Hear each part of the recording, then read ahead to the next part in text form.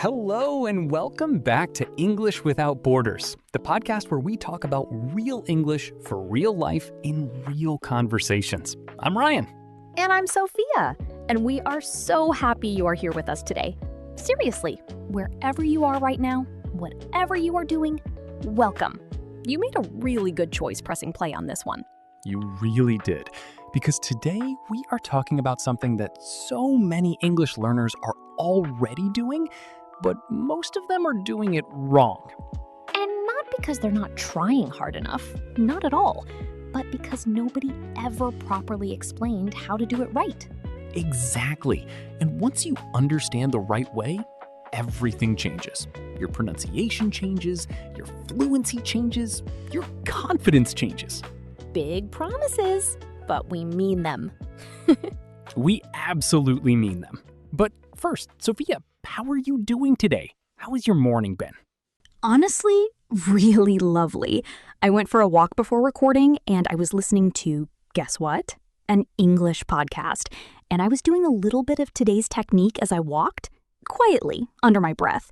Probably looked a little strange to anyone passing by. Just a person walking down the street whispering to themselves. Completely normal behavior. But it felt so good. It really warmed up my brain. How about you? Mine was good. I had a really slow, quiet morning, which I needed. I just sat with my coffee for a while and didn't look at my phone and just existed for a bit. That sounds wonderful. It was perfect. And then I got excited thinking about this episode because, honestly, this topic is one I feel quite strongly about.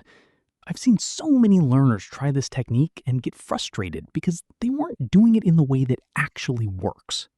And that frustration is real. We've both heard it. I tried shadowing, but I don't think it works for me. And every time I hear that, I want to say, no. Let's talk about how you were doing it. Because the technique itself is incredible. It is genuinely one of the most powerful tools a language learner has, when it's done right. When it's done right. Okay, but before we get into all of that, a small favor. Yes, please. If this podcast helps your English, if it makes your listening better, if it makes learning feel less like studying and more like just living, please hit the like button. It genuinely helps us so much. And subscribe so you never miss a new episode. We would love to have you here every single week. And leave us a comment today. Tell us, have you ever tried shadowing? What was your experience? We want to hear from you. We read every comment. Every single one. Okay, let's talk about shadowing. Ryan, for anyone listening who has never heard this word before in the context of language learning, what is shadowing? Great place to start. So shadowing is a language learning technique where you listen to a native speaker or a fluent speaker and you repeat what they say almost at the same time. Like a shadow. A shadow follows you closely, a little behind, copying your movements.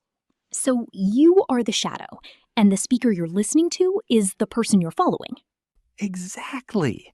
You hear them speak, and almost immediately, within a second or two, you repeat what they said, out loud, in their rhythm, with their intonation, trying to match their sound as closely as possible. And this is different from just repeating after someone. Like in a classroom where the teacher says a word and you repeat it, shadowing is faster, more continuous, more natural. It feels like you are riding the wave of the language. You're not stopping and starting. You're flowing with it. And it was actually developed, or at least made famous, by a linguist named Alexander Arguelles. He used it to learn many languages, and he talked about how powerful it was for building natural speech patterns. But here's the thing. The version that most people try, especially when they first hear about shadowing, is not actually the full technique.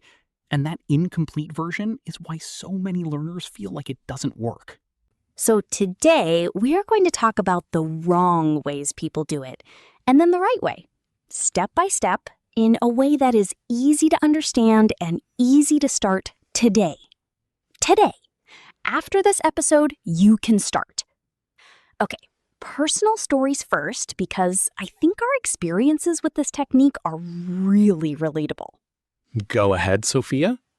So, when I first heard about shadowing, I was so excited. I thought, this is it. This is the secret technique. I'm going to be fluent in 3 weeks. We've all been there. And so I found a video of a native English speaker, a news presenter actually. Very fast, very formal, very not beginner friendly. And I pressed play and I tried to repeat everything she said at the same time. Oh no.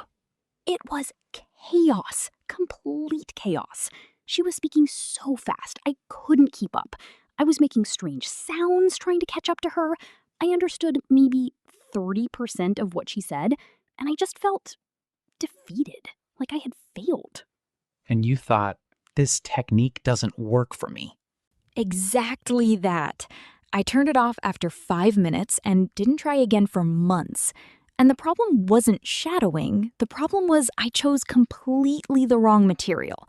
Way too fast, way too formal, way too difficult. That is mistake number 1, and it is so common. We'll come back to that.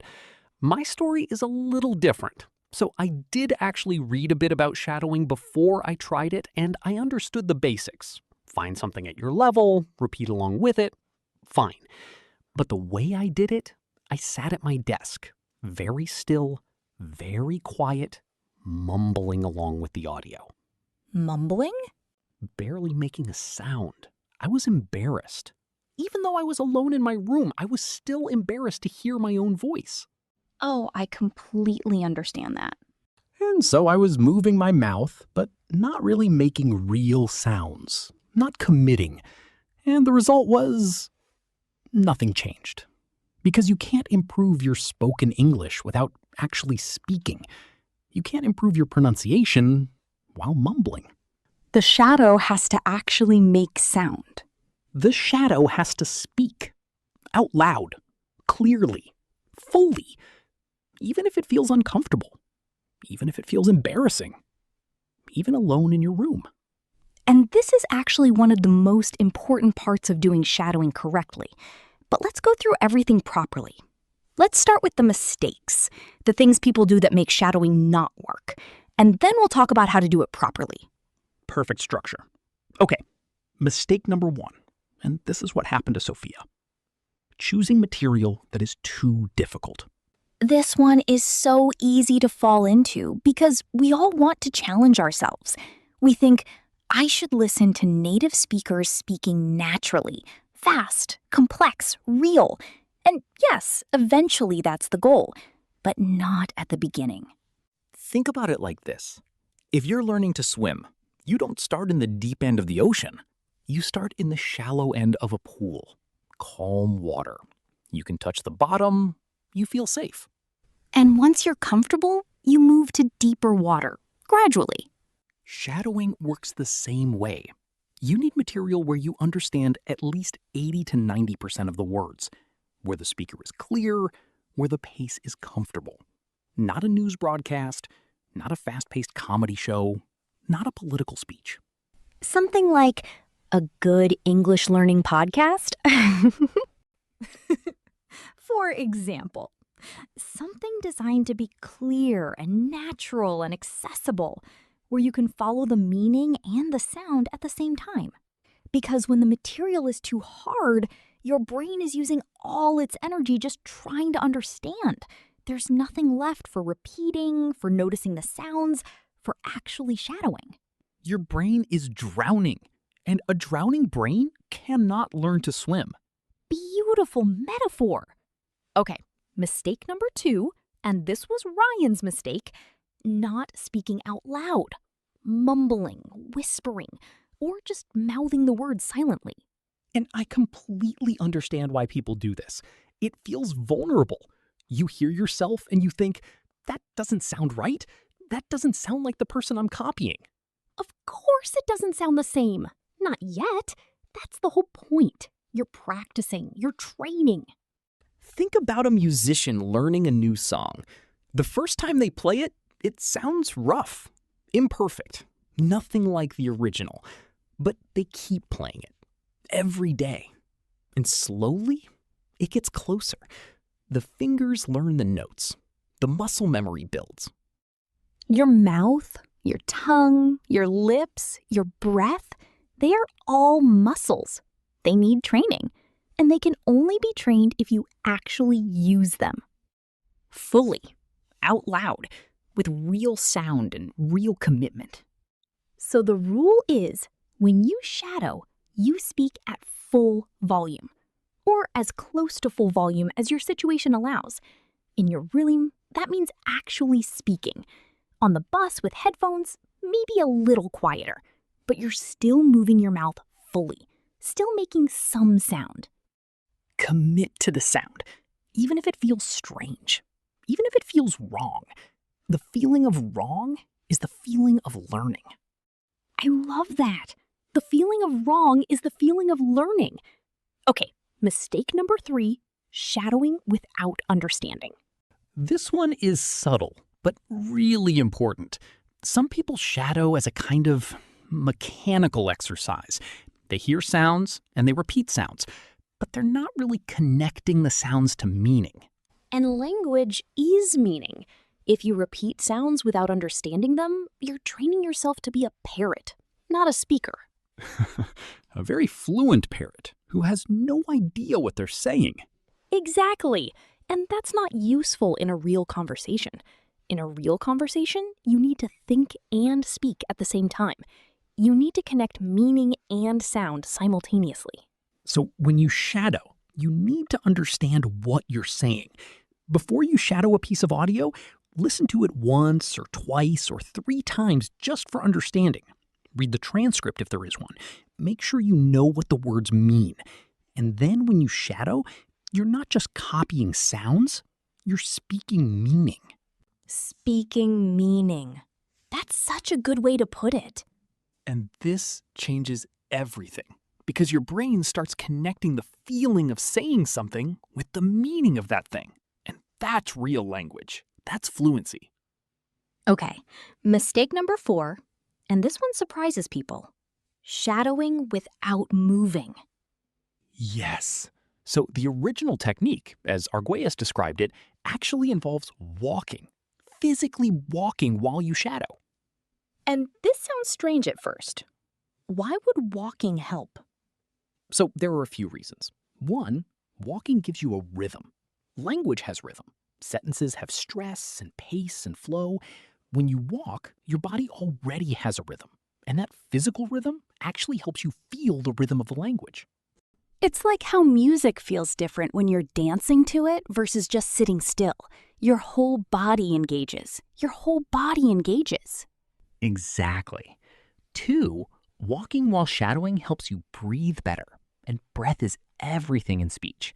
When you're nervous or self-conscious and sitting very still, your breathing becomes shallow.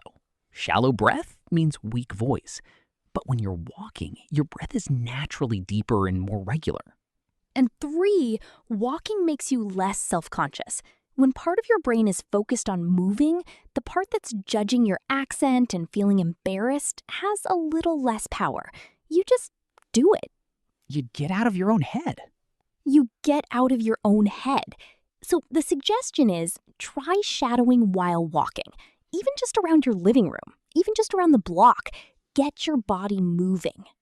And it feels a little silly at first, walking around talking to yourself, but honestly, it works. You can feel the difference almost immediately. Almost immediately. Okay, mistake number 5, and this one is about patience, or the lack of it. Ah, yes. People try shadowing for 3 days, don't notice a massive change, and conclude it doesn't work. 3 days! 3 days? And I understand the impatience. You want results. You've put in effort. You want to see change. But language learning? Real language learning happens slowly, under the surface. Like we talked about in our last episode, the plateau of latent potential. The growth is happening, you just can't always see it yet. Shadowing is building something. Your brain is building new neural pathways. Your mouth muscles are learning new positions.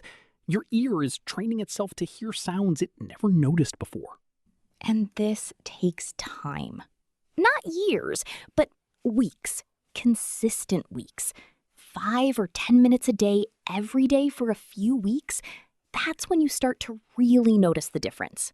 So the rule is commit to a minimum of 3 weeks before you judge the results. 3 weeks of daily practice. Even just 5 minutes a day. Just 5 minutes, but every day, no skipping.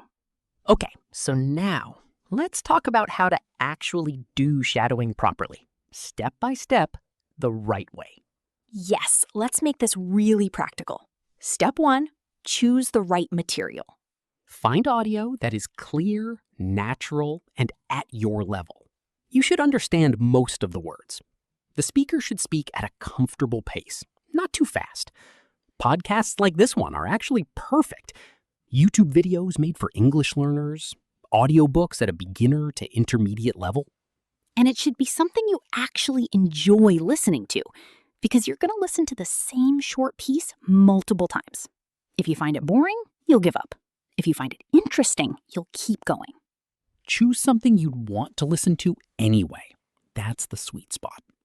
Step 2, listen first. Before you shadow, listen to your chosen piece once or twice just to understand. Don't repeat yet, just listen. Get comfortable with the meaning, the pace, the voice. And if there's a transcript, read it. Make sure you understand every word. Look up anything you don't know. Because remember, you're going to be speaking meaning, not just sounds. Step 3, start with a short piece. Not a full episode, not a 10-minute video. Start with 30 seconds, maybe 1 minute maximum. 30 seconds of audio that you're going to shadow really well is 100 times more valuable than 5 minutes of audio that you're half following and mostly guessing. Quality over quantity, every time. Step 4, stand up. Or better, walk. Get your body moving. Find a space where you feel comfortable making noise. Your bedroom, your kitchen, outside in a quiet spot. Wherever you feel free to speak out loud without feeling judged. And if you really can't speak out loud, maybe you're on public transport or in a shared space, you can still do a quieter version. But as soon as you have privacy, do the full volume version. Step 5. Press play and shadow. Listen and repeat almost simultaneously. You'll be about half a second to 1 second behind the speaker. Try to match their rhythm, their speed, their intonation, the ups and downs of their voice, the pauses, the stress on certain words. And don't worry about being perfect. Don't stop when you make a mistake. Keep going. Keep flowing. Like a shadow. You keep moving even when you stumble. If you lose your place, jump back in. Don't rewind, don't stop. Just find the wave again and ride it. That flowing quality is part of what makes shadowing so powerful. You're training yourself to speak continuously, without stopping, without translating, without overthinking. Step 6. Repeat the same piece multiple times. Shadow the same 30 seconds 3, 4, 5 times in a row. Each time, you'll notice you get a little closer to the original, a little more natural, a little more fluid. And on the 3rd or 4th time, you might surprise yourself. You might think, oh, that actually sounded kind of good. That moment is real, and it's incredibly motivating. You can hear yourself improving in real time. Step 7. Shadow without the audio. Once you've shadowed a piece several times with the audio, try saying it from memory, without the audio playing. Try to remember the rhythm, the intonation, the pace. Speak it as if you are the original speaker. This is the advanced step, and it really cements everything. When you can reproduce the piece from memory, with the right rhythm and stress, you've really absorbed something. You've made it part of you. Exactly. And over time, as you do this with more and more pieces of audio, those patterns, those rhythms, those sounds, they become your natural way of speaking English. You don't have to think about them anymore. They just come out. That's fluency. And shadowing is one of the most direct paths to it. Okay, let's talk about what to focus on when you shadow. Because a lot of people focus only on the words, trying to say every word correctly and miss the bigger picture. Yes, words are important, but they're only part of it. When you shadow, pay attention to 3 things especially. First, rhythm. English has a very specific rhythm. Some words and syllables are stressed, said louder and longer. Others are unstressed, said quickly and softly. This rhythm is one of the biggest things that makes someone sound natural or unnatural in English. For example, in the sentence, I want to go to the shop, a native speaker doesn't stress every word equally. They say something like, I want to go to the shop. The important words get the stress. The small connecting words, to, the, get said very quickly and softly. And when you shadow, try to feel this rhythm. Don't just copy the words, copy the music of the sentence. Second thing to focus on, connected speech. In natural English, words connect to each other.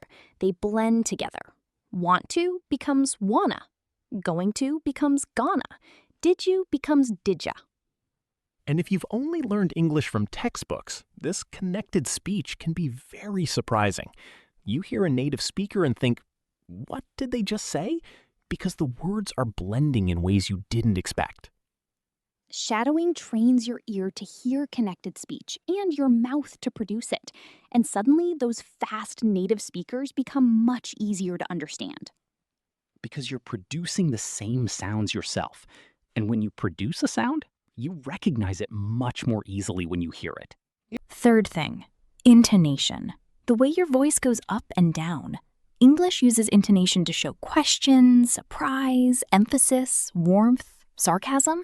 It carries so much meaning. Really? Said with a rising tone, that's a genuine question. Surprised interest. Really? Said with a flat, falling tone, that might be sarcasm. Disbelief. Really? Same word, completely different meaning from intonation alone. And when you shadow, you copy that intonation. Up when the speaker goes up, down when the speaker goes down. You feel it in your voice, and over time, it becomes natural. These 3 things, rhythm, connected speech, intonation, are what make English sound English. And shadowing trains all 3 at the same time. That's why it's so powerful. Okay, let's do our vocabulary review, because we've used some really great words and phrases today. Let's do it. First one, intonation. Intonation is the way your voice rises and falls when you speak, the melody of your speech. Her intonation was so natural. She sounded just like a native speaker. English learners often speak with a flat intonation, every word the same level, and it can make the language sound robotic. Shadowing fixes this because you copy the natural rises and falls of a real speaker. Second, rhythm. R-H-Y-T-H-M. Rhythm is the pattern of strong and weak sounds in speech, the beats of language. English has a stress-timed rhythm. Some syllables are long and strong, others are short and soft. When your English has good rhythm, even if your accent isn't perfect, people understand you easily. Rhythm is often more important than individual sounds. Third, connected speech. Connected speech is what happens when words join together in natural, fast-spoken English. Want to becomes wanna. Have to becomes have to. Let me becomes lemme. Understanding connected speech is one of the biggest steps toward understanding native speakers, and shadowing teaches you both to hear it and to produce it. Fourth, fluency. F-L-U-E-N-C-Y-I-N-G. Fluency means speaking smoothly and continuously, without long pauses or hesitation. It doesn't mean perfect, it means flowing. After 6 months of shadowing practice, her fluency improved dramatically. Fluency is not the same as accuracy. Accuracy means no mistakes. Fluency means no stopping. You can be fluent with some small mistakes, and fluency is actually what makes you sound natural in conversation. Fifth, commit. C-O-M-M-I-T. To commit means to fully give yourself to something, to not hold back. You have to commit to speaking out loud when you shadow. Don't mumble, don't whisper. Commit. She committed to 30 days of shadowing practice, and the results were incredible. To commit is to decide, fully, seriously, that you are going to do this. No half measures. And sixth, absorb. ABSORB. To absorb something means to take it in deeply, not just to hear it, but to let it become part of you, like a sponge absorbing water.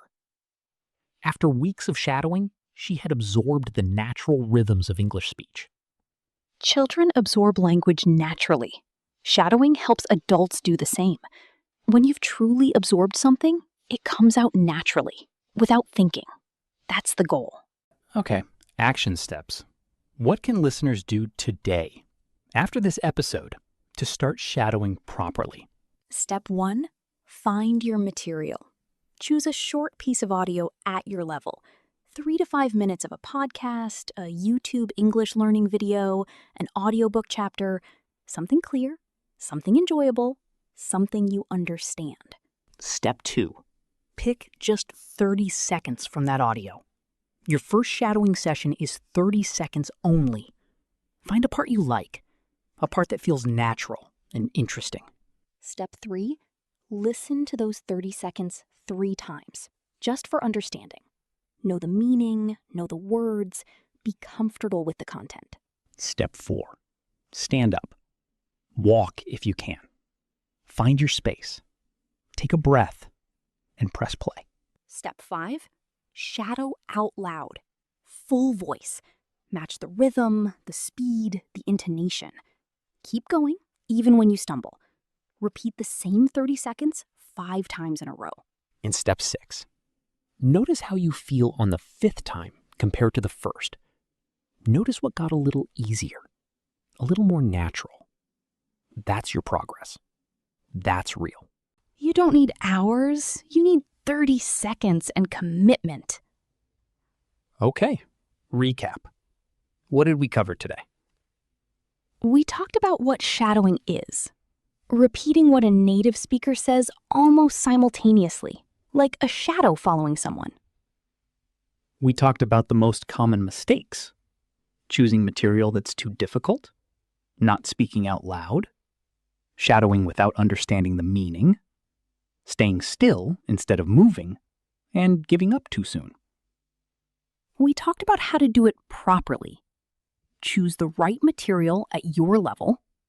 Listen first for understanding. Start with just 30 seconds. Stand up and move. Shadow out loud with full commitment. Repeat the same piece multiple times. And eventually try it from memory. We talked about what to focus on when you shadow. Rhythm, connected speech, and intonation. The music of English that makes you sound natural. And we reviewed vocabulary, intonation, rhythm, connected speech, fluency, commit, and absorb. This technique works. It genuinely works, but only when you do it right. And now you know how. Now you know. Okay, our comment question for today. Here it is. Have you ever tried shadowing before? And if you have, which of today's mistakes were you making? Tell us in the comments. Be honest, we've all made them. And if you haven't tried it yet, tell us what's holding you back. We want to know, and we want to help. Before we go, I just want to say your accent is not a problem. Your mistakes are not a problem. The only thing that holds learners back is silence. Keeping the language inside instead of letting it out. Shadowing is your permission to let it out, to be loud, to copy, to feel a little silly, and do it anyway. Because every time you open your mouth and try, even imperfectly, you are becoming more fluent, more natural, more you in English. One shadow at a time. If you enjoyed today's episode, please give it a like. Subscribe so you never miss a new episode. And share this with a friend who's learning English, because the right technique shared at the right moment can genuinely change someone's learning journey. I'm Sophia. And I'm Ryan. Thank you so much for being here today. It means everything to us. Keep going. Keep speaking. Keep shadowing. See you in the next episode. Bye, everyone. Bye.